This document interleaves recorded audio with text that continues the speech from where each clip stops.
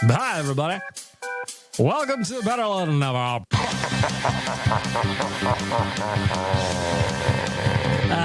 Shit. I'm not actually inside a women's prison at the moment. The horniest just went up to like 11. Good afternoon. Good afternoon. At least say a big fuck you to Nick. Tyler Yaremchuk must go to Cinco de Mayo. Ty, why won't you kiss me?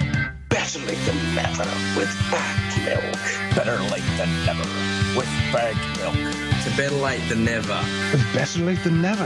Better late than never. Fight me if you don't agree. Long live Arby's.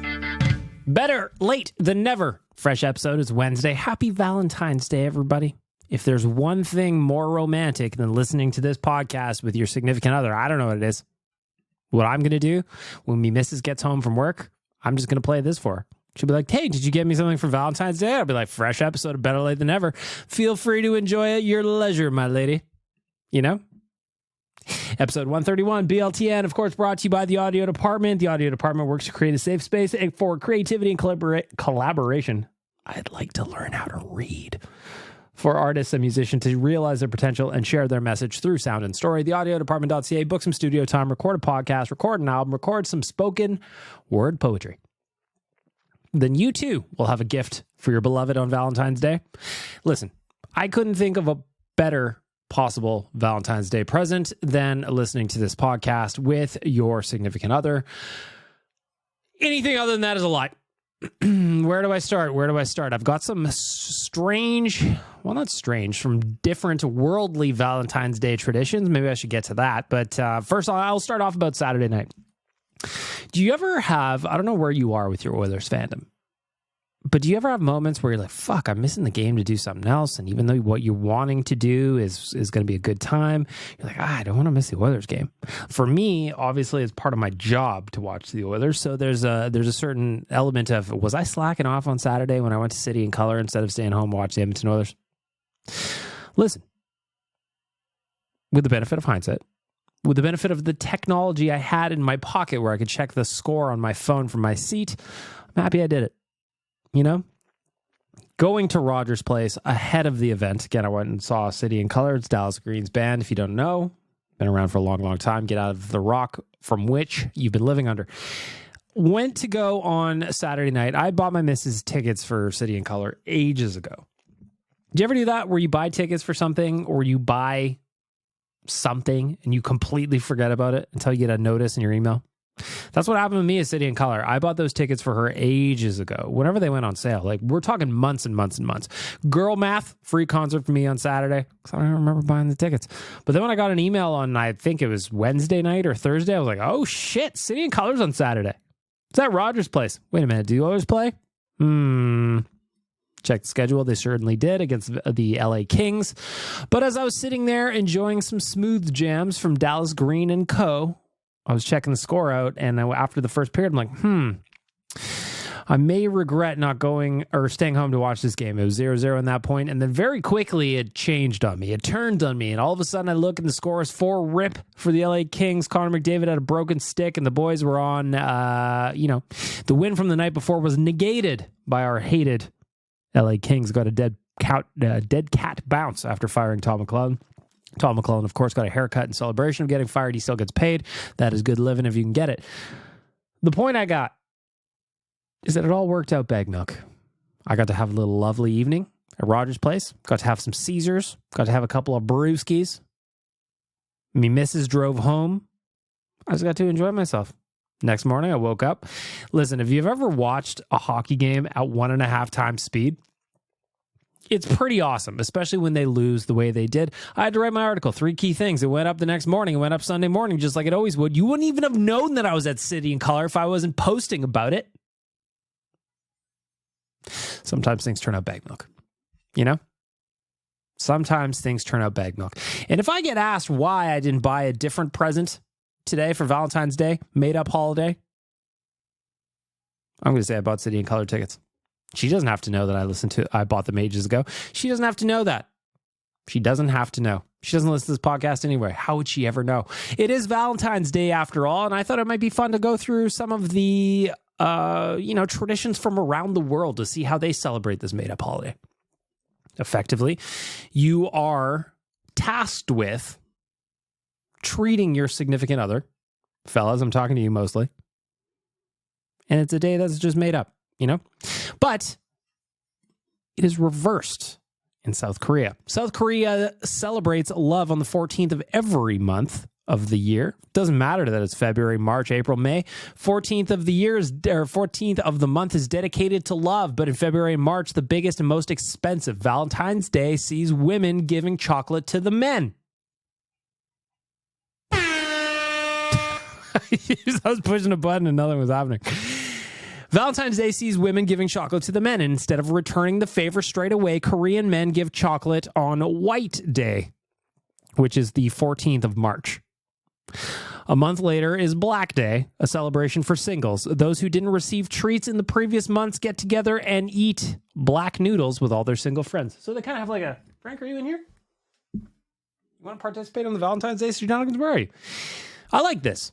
Valentine's Day, ladies buy the chocolate. March 14th, dudes buy the chocolate. I guess that'd be April 14th. All the single people get together and eat some black noodles. I've never had black noodles. I don't know that I want my noodles to be black, although I'm seeing a picture of them. They look pretty good. It's more of a teriyaki sauce looking thing. Poetry games are in Norway. In Norway, secret admirers send the objects of their desire funny little poems called Gekarbrief. Gekarbrief. The only clue to their identity being a dot representing each letter of his or her name. If the recipient guesses who the poem is from, they earn themselves an Easter egg on Easter. If she's stumped, the man reveals his identity and the woman must give him an egg. I like this idea. We're all writing Gekarbrief. Some poems for each other. I'll write some poems. You want me to do a haiku for you on Valentine's Day? I like this. It's like a secret admirer type situation, and it's a guessing game. Who doesn't have fun with that?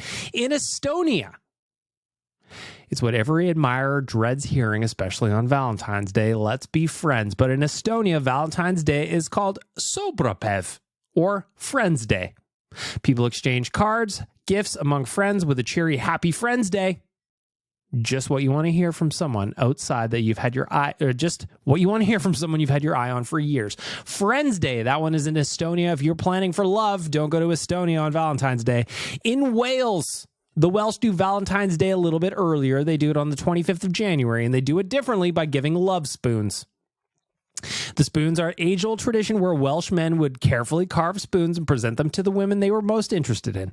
The designs they carved were symbolic and often had hidden clues. For example, the number of beads attached represented the number of children the man was expecting his beloved to produce.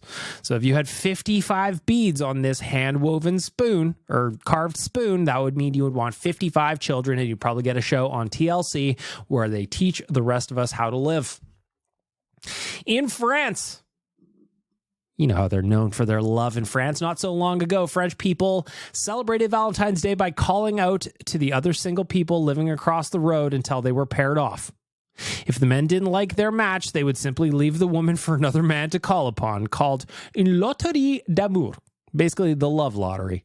The tradition often left women unmatched. Seems a little harsh. However, according to the rules of the tradition, they could get together, light a bonfire, and toss pictures and belongings of the guys who rejected them into the fire. Unfortunately, the government banned the fire. Listen, why the ladies get left out? Frankly, it should be the ladies matching with the fellas. But then, you know what? Most of the fellas aren't going to have any matches. Let's be honest. If you've been on a dating app, if you've ever been on a dating app, you know you're not getting shit for matches. You think you can sign in there and be a stud? Chances are not going to happen. Unless you actually are a stud. If you're a 12 out of 10 handsome, you're going to do fine. For the rest of us, though, well, maybe we should stand on the road and yell at each other. Lovebirds in Slovenia. You want to know about the Valentine's Day traditions in Slovenia? I'm going to tell you. Valentine's Day coincides with the beginning of spring celebrations on Gregorjevo. Jason Gregorjevo. When the flowers are in bloom and the birds are singing, women are encouraged to go outside and look to the sky for answers. The first bird they see will supposedly tell them what their future husband will be like. That information is for the birds. Don't ever do that again. Whoops, I wanted to do... Don't ever do that again. I'm a mess today with the buttons. Oh, my Lord. Want to know how Iraqis celebrate Valentine's Day? Of course you do. It's the Feast of Love in Iraq. Iraqi Kurds celebrate Valentine's Day with the Feast of Love, decorating red apples to represent the original love story, Adam and Eve. It diverges from the biblical tale in that an apple is believed to bring prosperity and love, not the end of earthly paradise. Our friends in Germany, shout out to Leon Dreisaitl, they show their love with a biscuit. In Germany, gingerbread isn't just for Christmas. No, friends. Nothing says, Ich liebe dich. Ich liebe dich. Better than a giant heart-shaped ginger biscuit. The biscuits come with a ribbon attached so that it can be draped around the shoulders of the lucky recipient and you can wear it like an edible chain. Friends, ich liebe dich. Whatever that means, I'm sure I'm pronouncing that flawlessly. Guatemala, you want to know how they do it? Of course you do. Guatemalans take to the streets for El Dia del Cariño, the Day of Affection, for the annual Old Love Parade.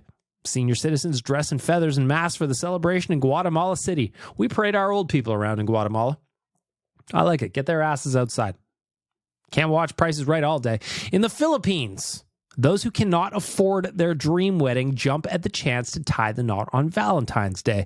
Sponsored by the government, mass weddings take place across the country with every being provided for them, even the rings. An event called Dovapalooza also takes place in the Philippines, which sees couples meet at the shores of Manila Bay for a midnight kiss. There you have it. If I'm picking a favorite from those 10 that I just read, I think I like the hidden poetry in Norway. I like Just Friends Day in Estonia, so I really like that. So, like, if me misses, again, I'm picking on her today. She comes home from work and she goes, "What are we doing for Valentine's Day, dum-dum?" I'll be like, "Hey, it's Just Friends Day. We're going to watch the new 6 episodes of Love is Blind. That's what we're going to do. I already pay for Netflix. Have for a while. That's all you need. That is all you need." I also like the idea of the love lottery in France where you stand across the road from other single people and you yell at them.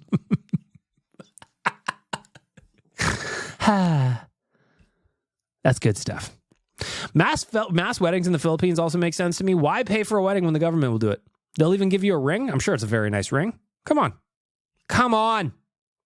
Anyway, that's how we're celebrating Valentine's Day here at Better Late Than Never. We are reading traditions from around the world. Ich liebe dich. I'm sure I'm saying that again flawlessly in German. Sprechen Sie Deutsch is always flawless. Mein linker Blinker ist kaputt. I want to tell you about the viewing parties we got coming up on February 24th. We are raising a little money for free play for kids down at Greta downtown as the boys take on the Flams.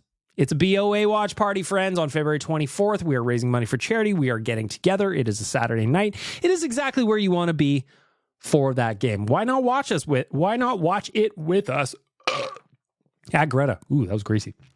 The second viewing party I want to tell you about is March 2nd. That's the Brunch for Ben. We are going to be raising money for the Ben Stelter Foundation. The Stelters are going to be there hanging out. I'm very, very excited to see them.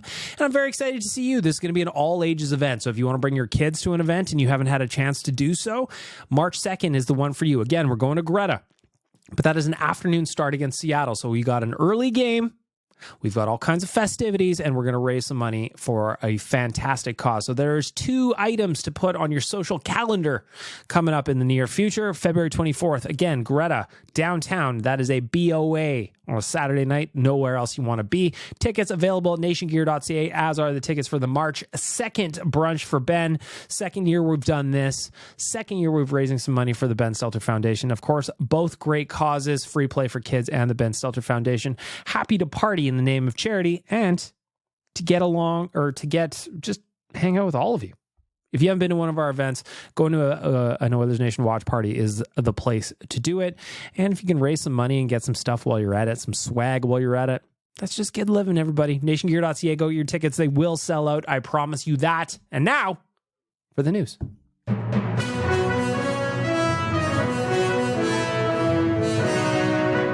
The news is brought to you by Star Mechanical.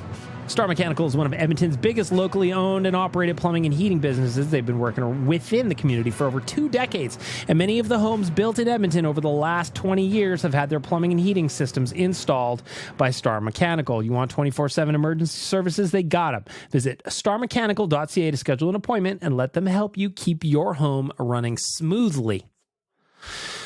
Where do we begin the news? Well, I want to talk about Connor McDavid because he scored 6 assists last night. That is one off the league record held by Wayne Gretzky and some dude from the 40s.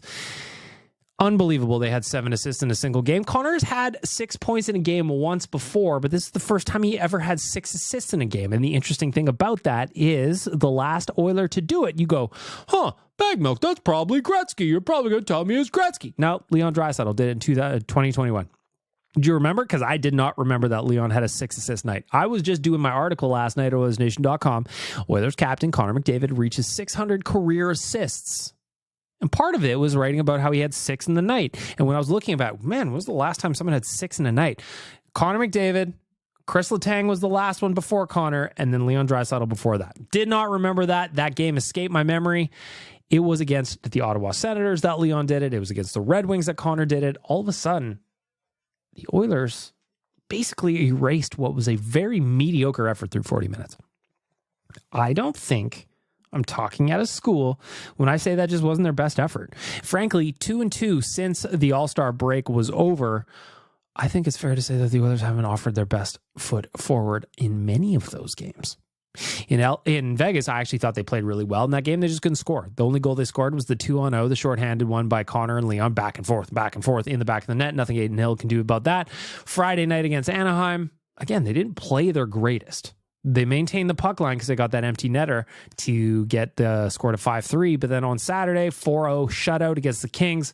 We saw the video of Connor breaking his stick. He was frustrated. I like when he's frustrated. We talked about this on Oilers Nation Radio yesterday. Do you want Connor McDavid to be frustrated, or do you want him to be happy all the time? Listen, when they're losing and they're losing to the Kings and it's 4-0, break all the sticks you want, man. CCM will send you a new set. I like seeing Connor in cup mode. I like seeing Connor pissed off that the team's getting shut out. It's not going to affect his play. If anything, he's going to do what he did last night and go, okay, we got shut out. I'm going to go get 6 assists. Some of them were absolute stunners. Like, I think specifically, I don't know if it was 4 or 5 at this point, but the one on Evander Kane's goal, the spinorama backhand pass right onto Kane's stick in the net. Come on, dude. That is good shit. That 6-point night also extended Connor's home point streak to 19 games where he's got 45 points, 12 goals, 45 points over those 19 games at Rogers Place. The guy is just playing ridiculously good hockey last night.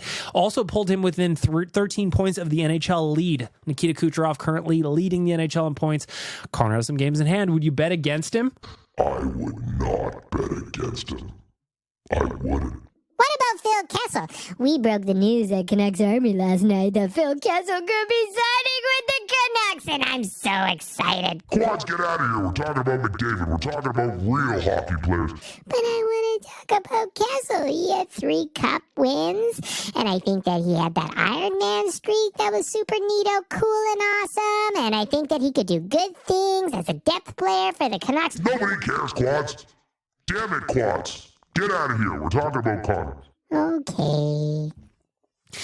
Connor McDavid is now within, for most people being 13 points back of the NHL leader is, well, see you next year. But for Connor, with games in hand, he could be tied for the NHL lead in short order. We know how he turns it on in the back half of the season. We are now in the back half of the season. Watch out, Nikita Kucherov.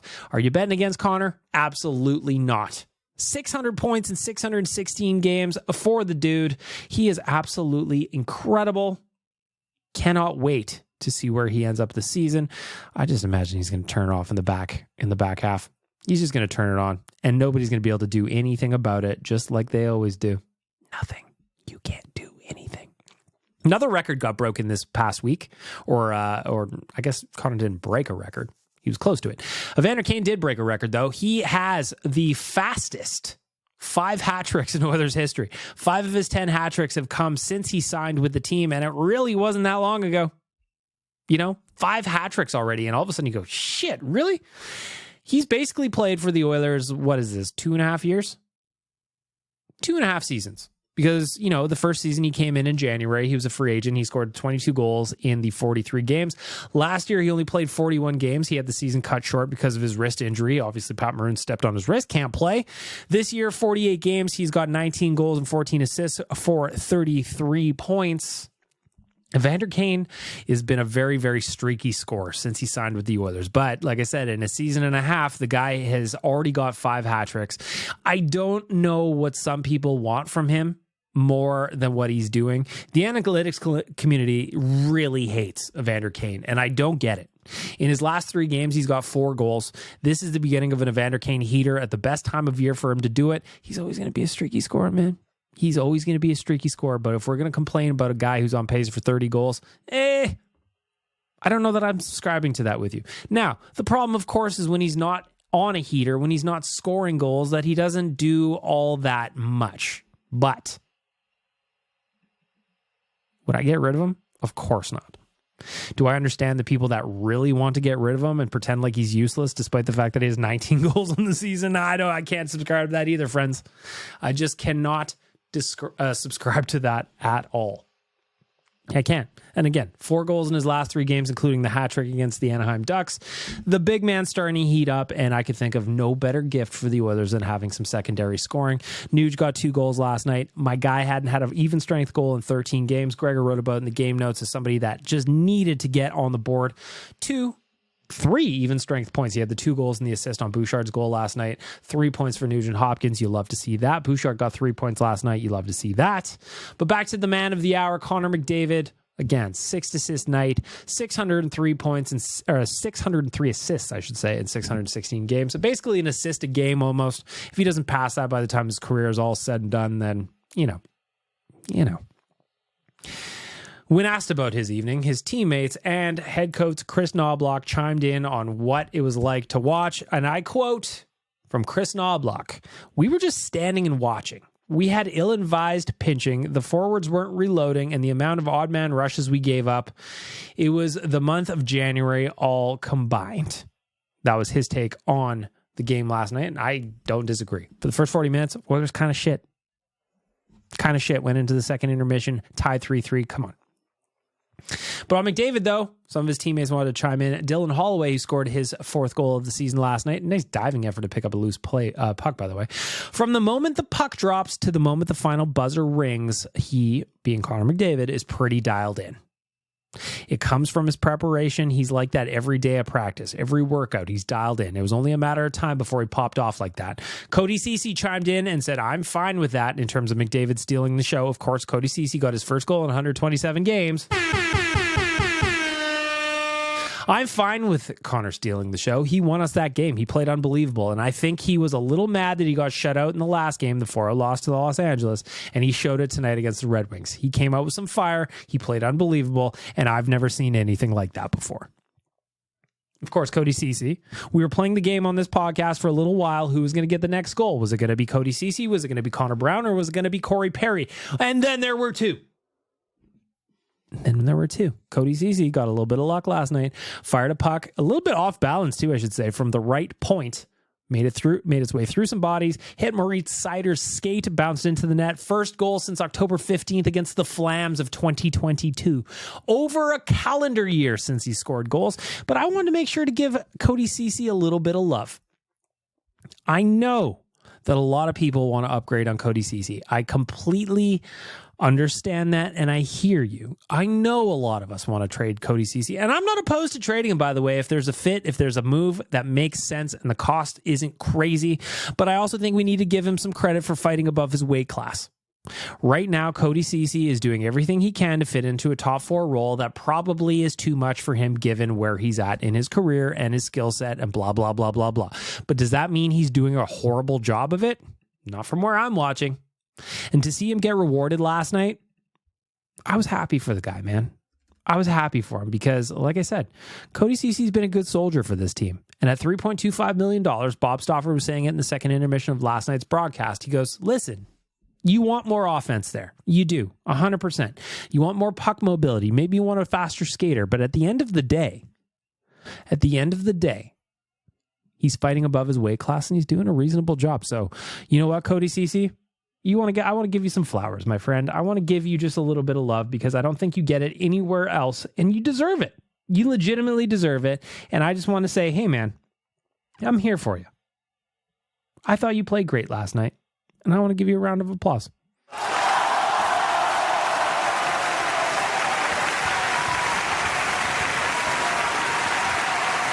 Why was that so loud for? Why was that so loud? Looking at, since we're talking trades, how could I not check in on a couple of silly season items? And the first and the most important one comes from Frank Saravalli today in his Valentine's Day Matchmaker article over at dailyfaceoff.com. He's talking about a possible reunion with a former friend. Somebody that was traded out of Edmonton for being quote unquote soft, despite that not really being the case. And I would also add in that the trade tree from him leaving this city gets worse and worse and worse.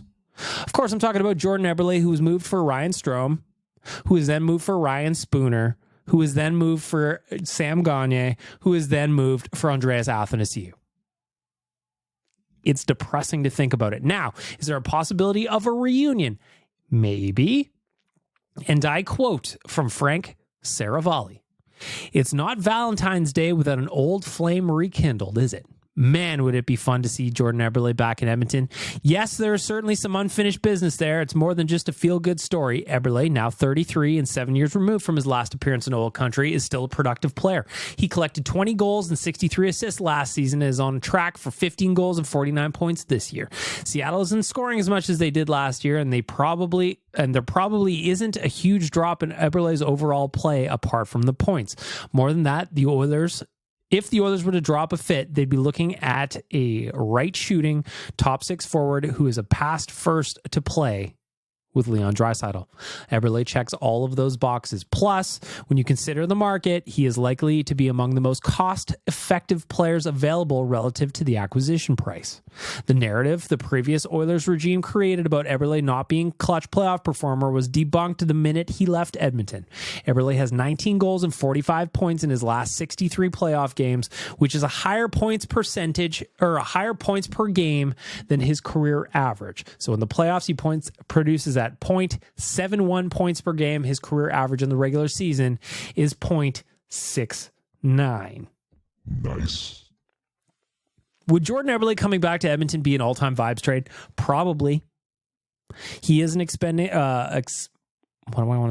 He is an expiring contract at the end of the year. Again, we're doing one take here, people. One take podcast. That's how we do it. He's an expiring contract at the end of the year, so you're giving up assets for a pure rental, but I kind of want it to happen. Having Jordan Eberle and Sam Gagner back with the team with Connor McDavid and Leon Draisaitl, and Nuge is still here. He gets one of his buddies back. Come on!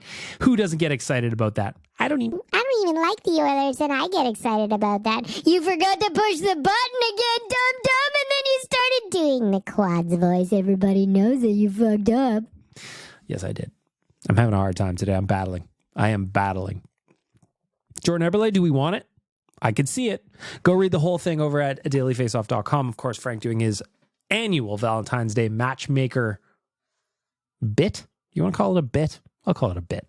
In other news, possibly related to silly season, Jack Campbell was quoted on "What's going on with you, Jack?" And I quote, "I'm not sure. I can't control that. It's not really my decision. All I can do is what I'm doing right now. I'm growing. I'm having a lot of fun, and I'm learning a lot about myself." Jack Campbell has got a 930 plus save percentage over his last 7 games with the Condors.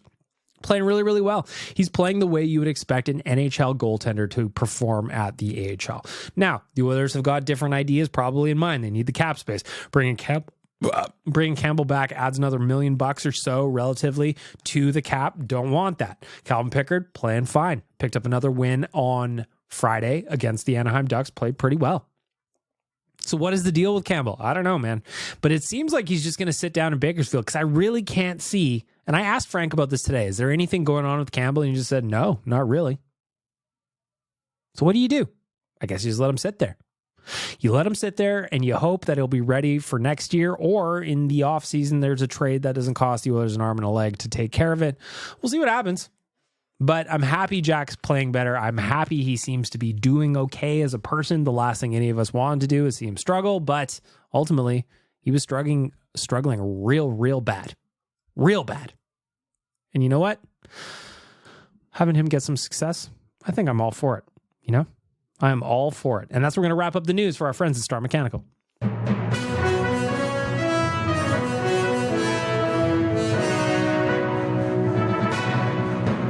The news brought to you by Star Mechanical. Visit them at starmechanical.ca to schedule an appointment and let them help you keep your home running smoothly. If you want the pros at your door, Star Mechanical is where you need to get your service. Guess the fuck what? You're listening to Better Late Than Never. Brought to you by Bag Milk's Alfa Romeo Barbecue and Foot Massage. You want to see a man, boy? I'll show you a man. Kick me in the jimmy.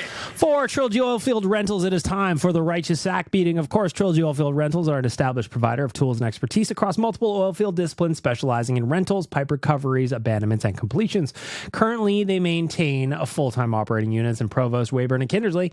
What kind of tools do they have available? Well, I'm glad you asked. They've got rental tools, fishing tools, coil tools, drilling tools, mills and bits, completion tools, any tools for any job. TrilogyRentals.ca. I don't have an RSP this week. I'm feeling good. I'm feeling happy. Well, there's one last night. It was a big win. Was it pretty? No. Was it perfect? Absolutely not. Was it a Picasso? It might have been. If you think about the fact that the eyeballs were down where the chin is and the mouth is up on the forehead, a little bit of a Picasso. Thankfully, my boy Dukes is chiming in with a righteous sack beating for our friends at Trilogy Oilfield Rentals. Dukes, what do you got to say? Righto, cunt. Okay. I mean, we're coming in hot. Again, he's Australian. Hard C-bombs all the time. They're very sharp. They're very sharp for my North American ears, Dukes. Is the RSB about your language choices? Probably not. Get to it. I use that, jovially, of course.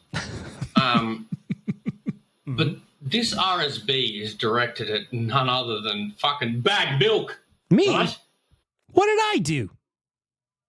You gonna come on my podcast and shit on me in my own podcast? I guess I'll allow it. I'm just reviewing the, I'm listening to the last week. Well, it's last week's episode by the time you hear this, but it's this week's episode now. That's why I'm fucking listening to it now. When you say, oh, yeah, Dukes is used, or Dukes, you all say Dukes, but it's fucking Dukes. Dukes. That's a mini RSB within another RSB, because I'm multi-layered like... Dukes. Dukes. I'm not subscribed to Dukes. It's Dukes. It's Dooks. Where I come from, that's Dukes.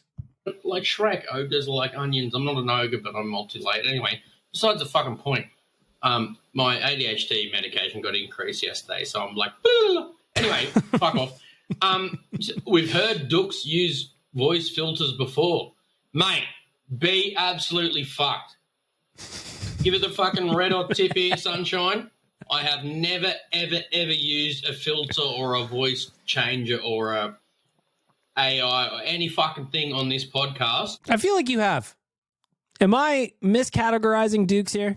I feel like I remember you using some kind of like a voice changer of some kind. You know? I feel like that's a thing. It might not have been a thing. You might have thrown him under the bus without having all the facts, I don't think that's true. I wouldn't really do that. Well, it might have happened in this case, Sometimes you just say shit when you're doing a one-take podcast and it doesn't come out the way you think it does. And in this case, I think Dukes might be right. But it's definitely Dukes. It's not Dukes. Let me see. D-O-O-K-S. It's Dukes. It's Dukes. And I'll tell you why. Because back when I thought about it, I Googled it. I couldn't figure out how to fucking do it. So I would have if I could, but, I'm the dumbest fucking scientist in the world, so I couldn't do it. So it's not me. You know what? I take it all back. I respect the honesty. Listen, I can't figure out how to do those fucking voice changes. You think that was me? I Googled it. I couldn't figure it out. Wasn't me. And you know what? Judge Bag Milk is going to accept that answer. We are back to the drawing board on who Zol, the Will of Thousands, was. Now, it was all lining up to be Dukes, wasn't it? Dukes. It was all lining up to be him. He's a gamer. He's a funny guy. He's a witty guy. He can do impressions. We've heard him nail Donkey Volley impressions. It all lined up. It all lined up. But was this a false accusation? Without having all the facts? Is Zol, the Will of Thousands, going to be laughing at us for these miscategorizing Dukes as an imposter? Perhaps. Perhaps. So for a righteous sack beating Dukes, I think that you know what? I think that's fair. I will take my lumps here. I will take them. Because if I'm going to shit on you for being Zol, the Will of Thousands, and it's not actually you, you should be allowed to shit on me right back. That's what the righteous sack beating is all about. You want to see a man, boy? I'll show you a man. Kick me in the jimmy. Really quickly, I just want to talk about a couple of little bets that I put down last night. Thankfully, I'm 19 plus and I can do so responsibly with my friends at Betway. Last night, I did everything right. If you were a bettor, it doesn't happen very often where you do everything right. But for me, that was the case last night. For me, I put down 5 bets on the Oilers and Red Wings game, and I hit all 5. What did I do? Well, over 62.5 total shots. There was over 70. So I cleared that one by a mile. Zachary Hyman, anytime goal scorer, plus 115. I nailed that. That's more than doubling my money. Evan Bouchard to register a 1+ assist. He did do that, doubled my money. Over 1.5 total power play goals. Plus 105, doubled my money on that one. Edmonton Oilers to win and Connor McDavid to register 2+ points at plus 125. Yes, I doubled my fucking money. Betway, if you're going to give me these options and you're going to give me these lanes, you might as well just hand over the deed to your company. Just put me on there as an owner. Because after last night, you're all much broker because of me.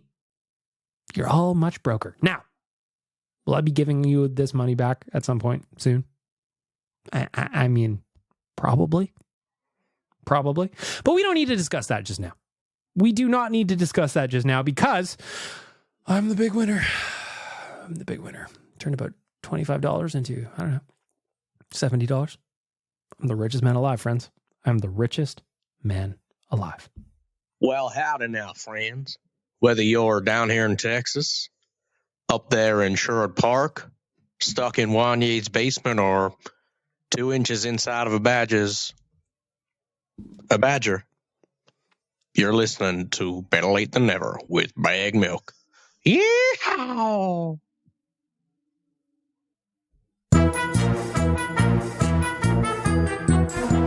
It is time for the voicemail. Looking for a sponsor for the voicemail segment? It is wide open. Reach out to me, bagmilk@oilersnation.com. I'll cut you a deal. You want to do a 1-episode run? We can do that. You want to donate to charity and have me shout you out? Open to that too. But for this week, I'm calling it the Dukes, Not Dukes voicemail. Here on Better Late Than Never, it's the Dukes, Not Dukes voicemail. We got a handful of messages to get through. Let's jump to it with a name I very much appreciate. It says One Take Chad. One Take Chad, you're up, buddy. Hey, BM. I'm in my shop, so it might be a little bit echoey. I got to chime in on the snack game. You know what? I fucking loved the just plain Ruffles chips. Let me think about that. So last week we were talking about different kind of snacks, and I was just saying if I don't have chips, I love chips. If I don't have some, but I have ramen, I'll just do the thing where I don't cook them. I crush them up, put a little bit of the sauce on there. It gives me the salty crunch that I'm after.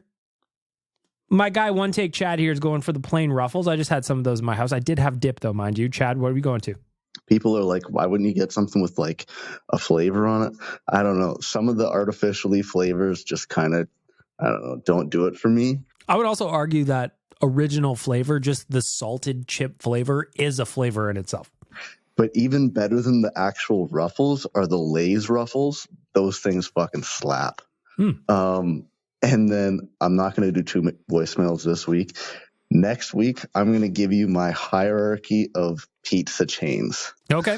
So I'll listen to the episode next week, and it'll remind me that I got to send that in because I have a strong opinion on this subject. Hierarchy of pizza chains. So I'm going to do a little impromptu so that while you're doing your thing, One Take Chad, I will do my thing. So we need some qualifiers on this. What are we calling a chain? Are we just doing fast food places, like quote unquote fast food, like Domino's and Papa John's, or are we going for are we also including like Buster's Pizza and Donair and Boston Pizza and like downtown here in Edmonton, Seps is my favorite place to get pizza, or Tony's Pizza Palace? Is that what we're doing, or are we just doing chains? Because if we're just doing chains, I'm going to open up this article on Wikipedia, list of Canadian pizza chains, and we're going to go through these. 241 Pizza, that is located in Scarborough, never had that. Boston Pizza rules. Love Boston Pizza. My problem with Boston Pizza is that their pizzas are too much money. They just are. They're too much money. Eastside Mario's, I've never had a pizza there. Fresh Slice Pizza. I don't know if I've eaten Fresh Slice Pizza. I don't know how I could rank these if I don't know if I've eaten there. Have I been hammered and ordered a slice at 2 a.m. from Fresh Slice? Maybe. Gabriel Pizza, never heard of it. Greco Pizza, never heard of it. Apparently that's an Atlantic Canadian pizza chain. King of Donair, never got pizza there. Mike's Pizza and Donair, I have got pizza there. It's pretty good. Mother's Pizza, don't know that I've had that. Multinational restaurant chain, don't believe you. Don't believe you. Panago, solid. Pizza 73, garbage. Pizza Delight, never had it. Pizza Nova, never had that. Pizza is basically Little Caesars, which is garbage for the most part. But like, if you go in there and you're buying Little Caesars, you know that you're there for garbage. Pizza Yalo, Sarpino's Pizza, Topper's Pizza. Where's like the normal ones? This Wikipedia article sucks. This place sucks. I gotta find a new article. One Take Chad. This is why sometimes you don't do one take. Pizza. Okay. To open a store, it's going to cost you about $330,000, according to prices from 2021. So do we want to do that? A pizza is essentially Little Caesars. No, I don't want that. Boston Pizza, that's going to cost you $1.8 million to open. Now I might open several pizzas for the same price as opening a Boston Pizza. I do like Boston Pizza. Love it. They've been around for decades, but again, way too much money. Way too much money. Fresh Slice Pizza. I've definitely had a slice of these at 1 or 2 in the morning. Specifically in Vancouver, if I remember correctly. Initial investment to open one is $240,000 to $360,000 in Canada. Pizza Hut, absolute trash. No one should ever eat there ever unless you're starving. And even then, you could do better. Greco Pizza, that doesn't exist to me. I've never eaten there. Domino's Pizza is fine. The best part about Domino's Pizza is they're when you order online and they have like the little progress bar and you'll be like, Bag Milk is making your pizza. Bag Milk is checking your pizza. Bag Milk is throwing your pizza in the oven. Bag Milk is quality checking your pizza. Bag Milk has packed your pizza. If we're opening one of those, your initial investment is going to be $144,000 to $558,000. That's quite the variance. I feel like Domino's needs to sort that out. You're not going to get my business if I'm going in there expecting $145,000 in a franchise fee or an initial investment. You're going to charge me $558,000. That's a bunch of bullshit. Panago, of all these so far, is probably the top of the list for me. I like the variety of flavors. I like the crust. Papa John's I also like, but is not on here. Oh, there it is. Initial investment for a Papa John's, $157,000 to $1 million. Again, huge variance. I can't handle that, Papa John. By the way, Papa John, note he's not on the box. There's reasons. You can look that up in your own time. Pizza Nova, I've never eaten there. I was just in Toronto last week and I saw them everywhere. I just never ate there. Little Caesars, again, trash pizza. But if I go in there for a hot and ready, I know what I'm in for. I'm not there for culinary delight. I am there because I'm shit-faced and I want a pizza and I want it to be ready and I want it to be hot and I don't want to spend a whole lot of money on it. Apparently there are 5,400 of these across the country. It's going to cost you $544,000 to open up a Little Caesars. Is this all the pizza chains that we can go through? Chad, I'm very interested in your list because I couldn't even make a list. If I'm doing the ones on these two lists that I've got, Boston Pizza is probably number 1, but I'm going to knock it down a peg because of the price. Panago and Papa John's would probably be up there, 2, 3. Doesn't matter the order. What day is it? How am I feeling? What am I wanting? Domino's would probably slide in under that. Boston Pizza or Pizza Hut I just wouldn't eat. Unless they bring back the dessert bar. If you were old enough to remember the Pizza Hut dessert bar or even the pizza bar that they used to have for like lunches and shit, we would eat there all the time in high school. And it was great. And they got rid of that. And now I'm going to hold it against them for the rest of their life. Greco Pizza doesn't exist to me. Domino's is fine. I'm going to put that around number 4. Pizza Nova, again, never eaten there. Little Caesars is somewhere above Pizza Hut, but ultimately, we know what we're getting. One take, Chad. Looking forward to hearing from you. Next message in the Dukes, not Dukes voicemail is from the girl that Nick let get away. Mm-hmm. Fucking listen here, Nick. You racist. What? How dare you say that what? Fucking Zol cunt sounds even remotely like me. I give you the red hot tip, sunshine. I don't need any gimmicks or shtick or, what bits to, like, why would I waste content on a second character when the person I happen to already be in real life is a better character than Zol? Did I sit here and be like, you know what, mate, Dukes, to myself in a content meeting, your content's too good. Maybe you should make a character comes up with really shit content to, like, contribute to. Mate, what the fuck? I don't hate myself that much that I need to be Zol, right? If I hated myself that much, if I really felt that negatively about myself, I wouldn't pose as Zol. I would voicemail in asking dating advice. Anyway, it's like fucking 13 days till I get there now that I'm saying this, but it's even closer by the time you'll hear it. So play La Bamba, baby. Let's fucking go. Oilers, whatever. There's still some seconds left. I didn't time this very well. Take that, Nick. I listened to about half of that. I do like the idea of Dukes, not Dukes, having content meetings by himself, though. You know? Where I do agree is he's very interesting as it is anyway. But could this be him throwing us off the scent of his Zol, the Will of Thousands alternate character that he definitely says is not a thing? Maybe. Ghost of Danger Swayed Past is leaving a message. You're up next. Right, look, I was understandably in a fit of rage. Incapacitated rage, if you will. Yep. So I'll turn the mic down a bit so I can yell louder without it peeking out or I don't know, whatever. Yep. Shit. I'm ready over here too. I said that was Nick in the last voicemail. I apologise if it wasn't. Might have been Ari. I don't fucking know. I think it might have been Ari. It might have been Ari. Listen, I don't remember what I ate for breakfast, let alone what I talked about in a one-take podcast a week ago, but I'm thinking it might have been Ari because I accused Ari of being Zol because the rhythm of his voice and the rhythm of his speech pattern is very similar to what we get from Zol, the Will of Thousands. So Nick just took a lot of shrapnel there. And now that I'm thinking about it, in hindsight, may not be deserved. May not be deserved. If apparently I sound like Zol because Zol's Australian, man, all you fucking Canadians sound alike. I'm not going to belittle you with Letterkenny quotes, but like just pretend I did. Now you're all offended and angry at me. So anyway, I've never watched Letterkenny. I've seen a bunch of like the collabs or the clip little, compilations that go around. I've seen a bunch of those, but I've never actually watched the show. Do you think I sound like that? I find like my accent to be quite generic, really. Maybe not. I don't really hear myself speak, I suppose. If it wasn't you, Nick, apologies. If it was you, Ari, whichever one of you as it was, fucking don't be a dickhead. Whichever one it wasn't, sorry, mate, but I think you'll get over it.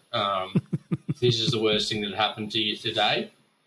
I've accidentally insulted you. If that's the worst thing that happened to you today, you've had a pretty good fucking day.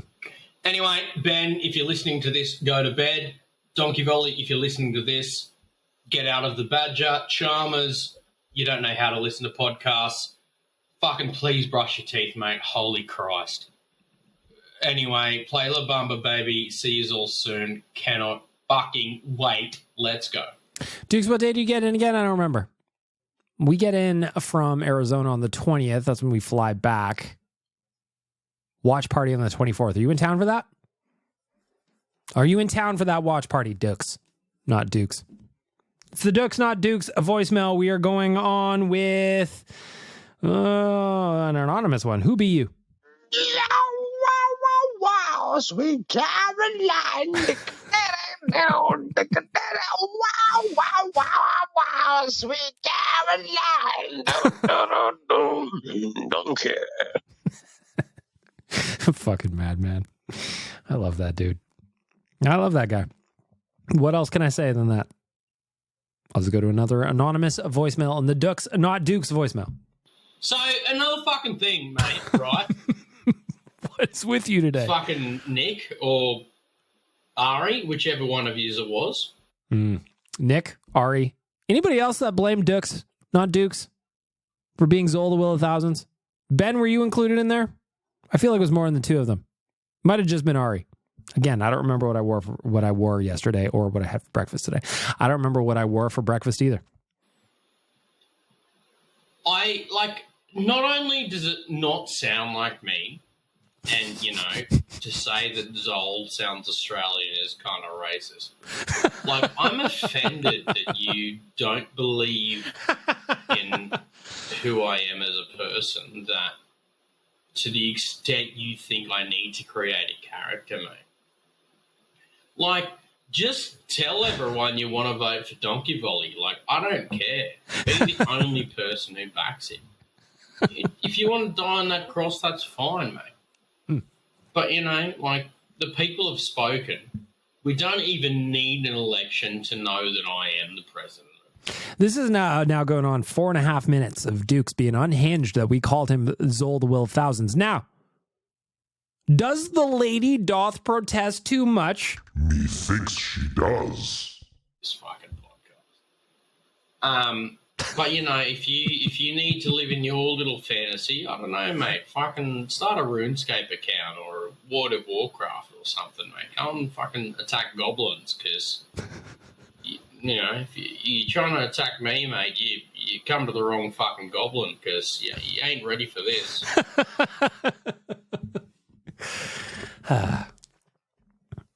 I hope you leave voicemails forever.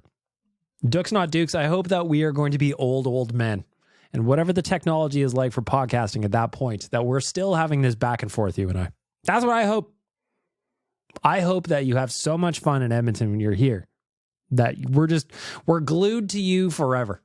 Specifically this podcast. I never get tired of you. I'm guessing this next one is from Donkey Volley. It is very short. We shall see. Donkey Volley, is this you? Hello. This is Better Lait Than Never. This is Gookie. You're so cute. What the fuck?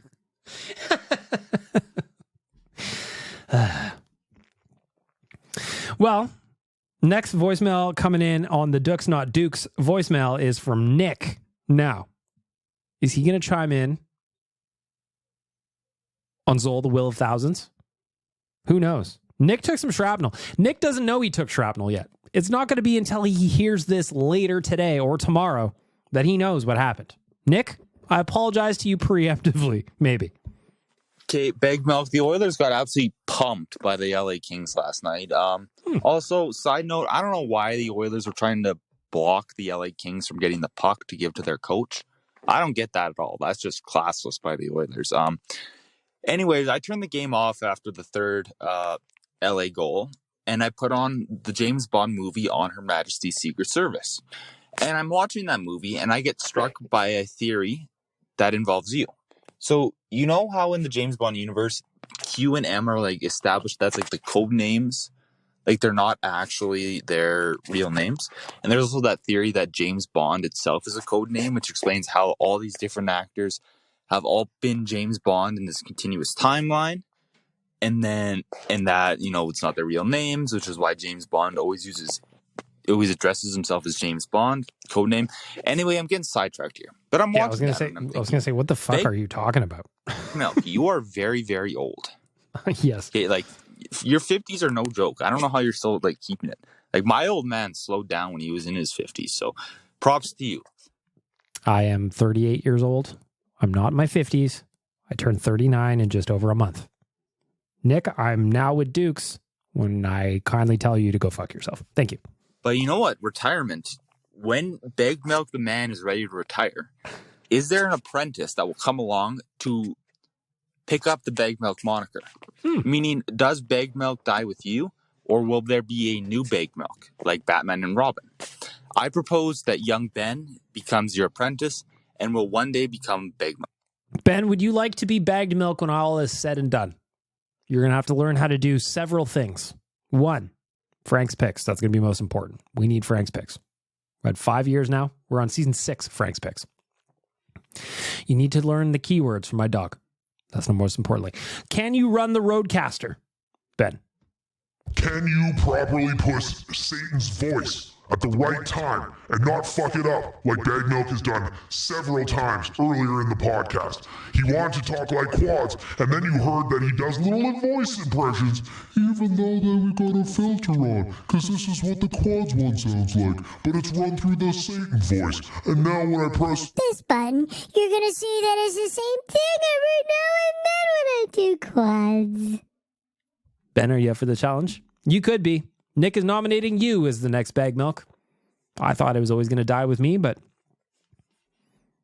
maybe it's best that it lives forever, you know? Ari, what do you got to say? In terms of the silly season, PM, and of course, if Philly and St. Louis are selling at the deadline, am I the only one that thinks that Pavel Buchnevich and Travis Konechny are better players than Jake Gensel? I am... So I don't know about better players, better fits, though. Buchnevich, I don't know as much about, but Travis Konechny, give him to me all day long. Give him to me. He's got the extra year on his contract. He's a quality player. He got in a scrap the other night. Saw that on hockeyfights.com. He's got a little bit of tenacity, a little bit of grit. Man, would I love Travis Konechny. I was also talking to Frank Saravalli today, and apparently Jay Gensel doesn't want to play in Canada. So I know that's just a rental, and he wouldn't be signing here anyway. But why get somebody like that? We talked about Jordan Eberle. He wants to be here potentially, maybe, I think. But if I got to pick, and we're getting a forward, and we're spending assets to get him, Travis Konechny's my guy, Ari. Pay whatever we were going to pay for Gensel, and I'd pay for Buchnevich or Konechny. Yep. What do you think? I'm with you. I'm with you. Again, Buchnevich, I don't know as nearly as much about it. Tyler's super high on him. Tyler's super, super high on him. But Konechny, all day, give him to me. Hey, Bag Milk, Presto here. What's up, Presto? Just a few thoughts. Sure.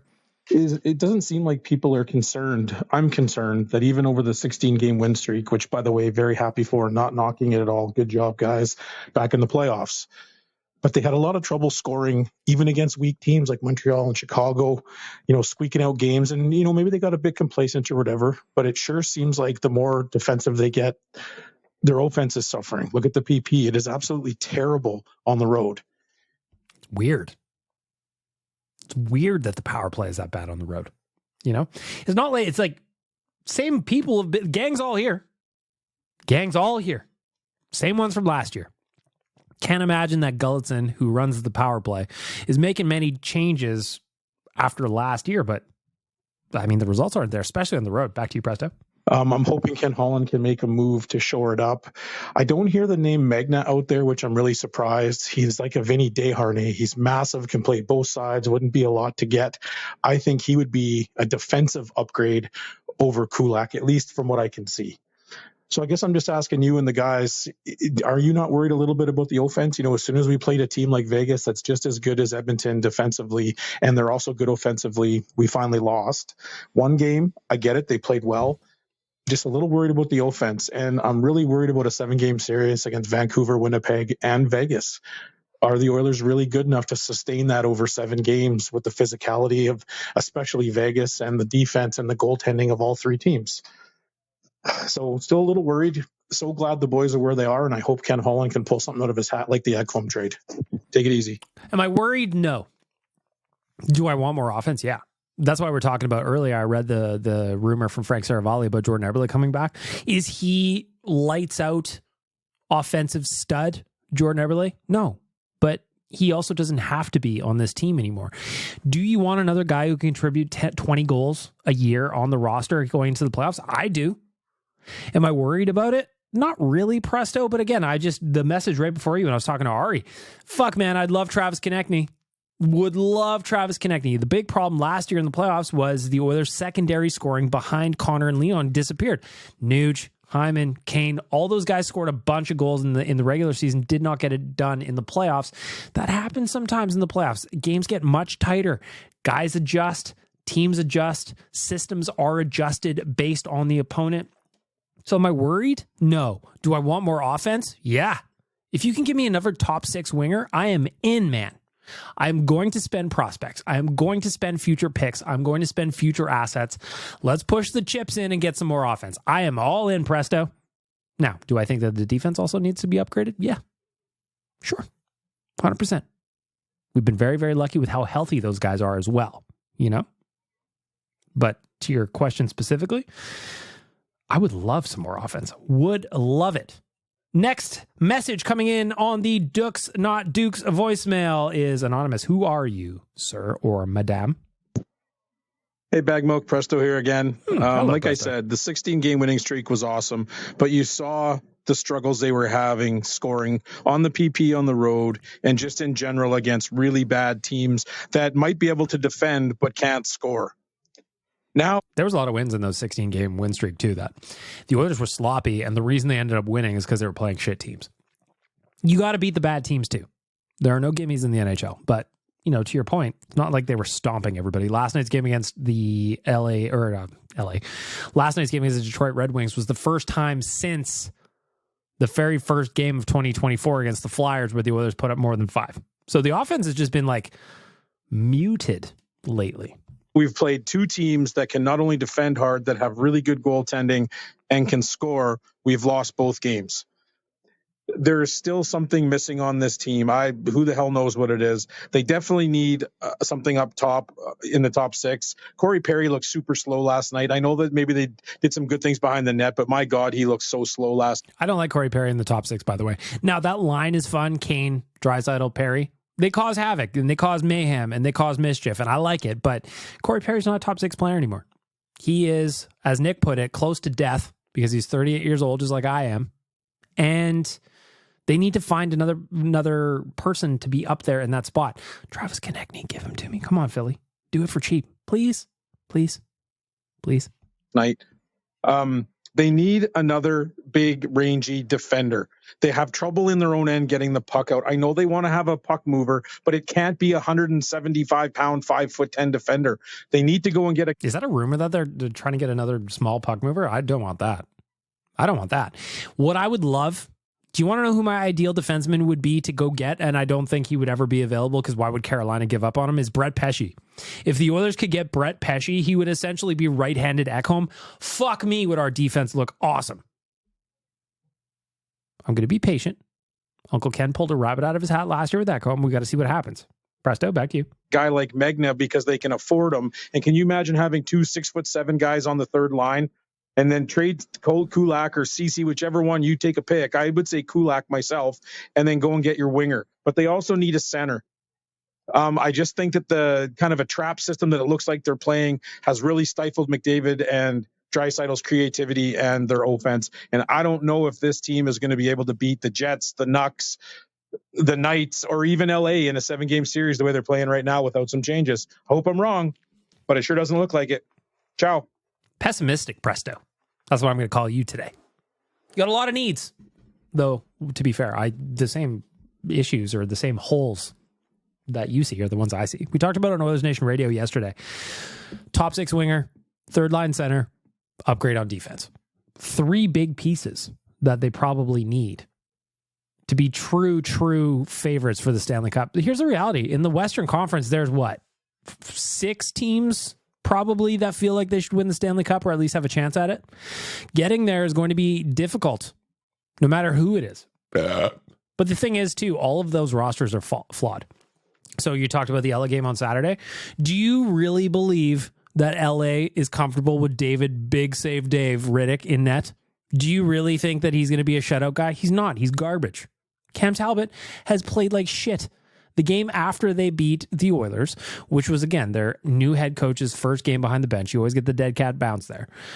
They got shit stomped by the Buffalo Sabres. Buffalo is not that good. These are beatable teams.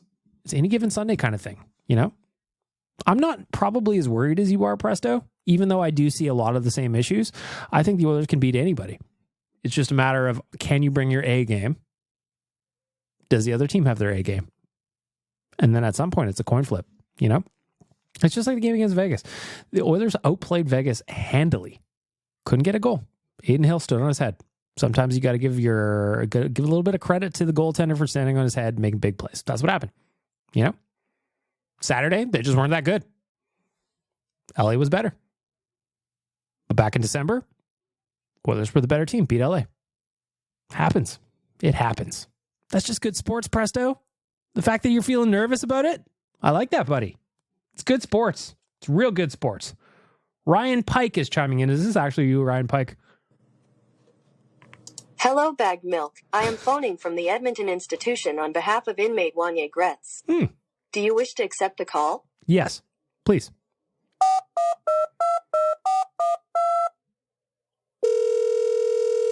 Let's see where this is going.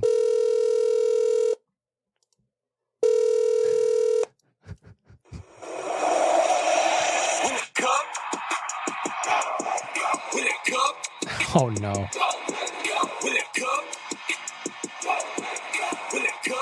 I can't even play that unironically. If you don't know what that is, that's that rap that shitty group made about the Calgary Flames. What was that, 2 years ago?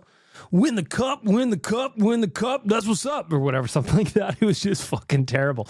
A lot of Flames fans actually blame that song specifically for the Flames fizzling out that year when, you know, were they the best team in the West that year when the Oilers knocked them out in the second round? I don't know. Either I can't play that whole thing. It's just not that I'm offended by it. It's just so bad that why would I want to listen to a minute and 30 seconds of that? You know, I just don't. Bryson, you're up. All right, I don't know how the quality of this is going to be, but I'm sending this from the Oilers game. Fuck yeah, buddy. Against Detroit. Right now it's 5-3 with 15 and a half minutes left in the third. All I can say is that Nuge with a piss missile of a wrist shot. Not a big deal. How are you? Thank you, Mr. Milk.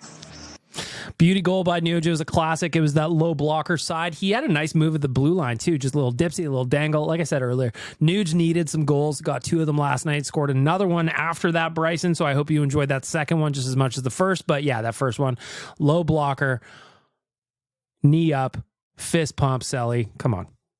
Nuge needs to heat up down the back half of the stretch. He's been an apple tree the entire year.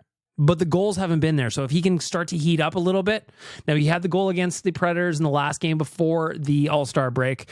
Came back. He was quiet 2 last night. I'm hoping he's picking it up a little bit, just like Evander Kane. He's been streaky sometimes. But, man, we need that hot streak. Kyle the Embalmer, you're up. Hey, BM. I watched the Detroit game. There's There's really not much to say about the Detroit game. So I thought I would just remind you, please, or at least maybe even announce to you, because maybe you didn't know, that there's a new season of a show coming out. You know I knew this. Love is Blind. You know I knew this. You might have some time. We got a couple matinees coming up. You can fill in that time in the evenings. It comes out today. You don't got to tell me, buddy. I've had that shit eyeballing on my Netflix and my favorites on my list for a while now.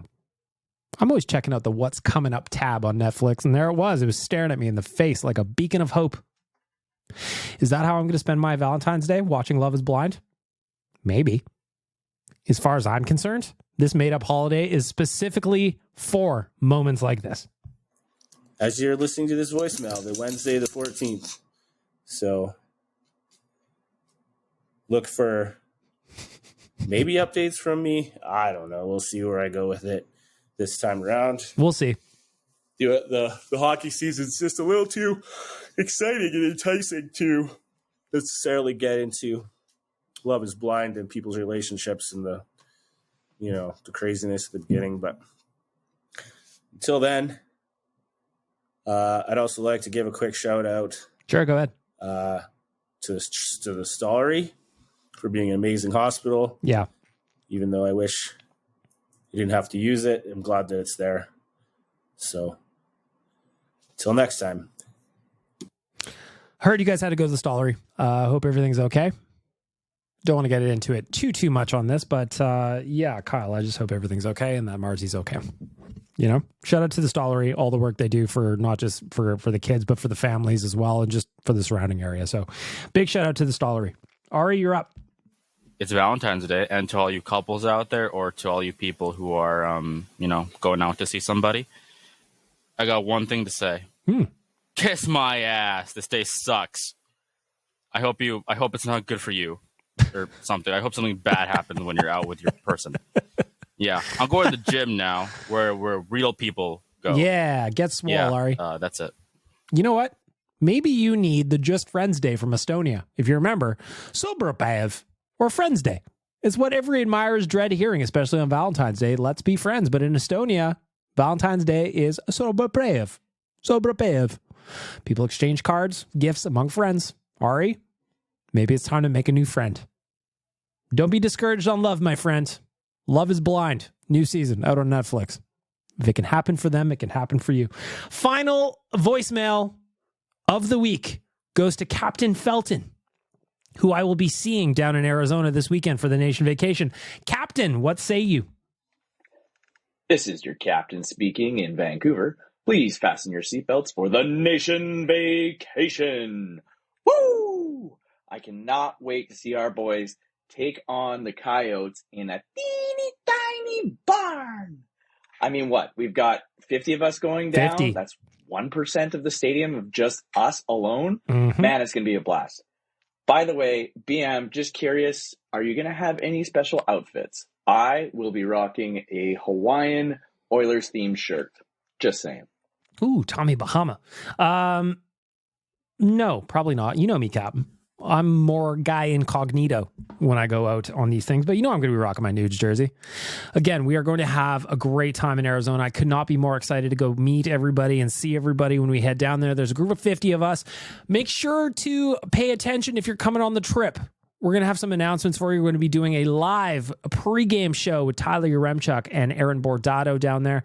Also, Oilers Nation After Dark is live. So you're going to be invited to come down and participate in the pre- and post-game shows if you are down in Arizona with us. Stay tuned for some details because we are going to have a blast making some content with you. And ultimately, the mission is to include all of you in the content that we make when we're down there. Cannot wait. And that's how we're going to wrap up the Dukes, not Dukes, voicemail on Valentine's Day.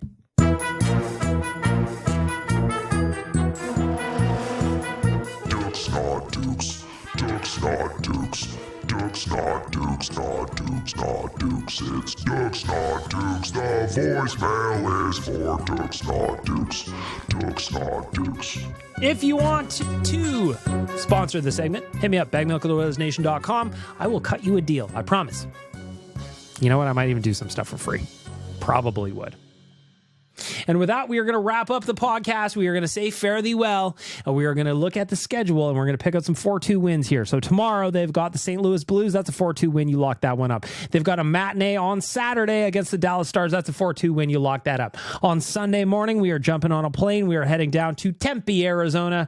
We are going to be watching the boys play in that teeny tiny barn, as Captain Felton said, at Mullet Arena. That is on Monday at 2 p.m. Mountain Standard Time. I will be back on Tuesday with a regularly scheduled program on Wednesday before the Bruins game. Very, very much looking forward to a big run of games here for the Oilers. This is a key point of the season. Let's go and get that bread. Let's get them points. Let's get that home ice in the playoffs. But until then, until next time, or until I record an on-location episode of BLTN from Arizona, I bid you well. Happy Valentine's Day, everybody.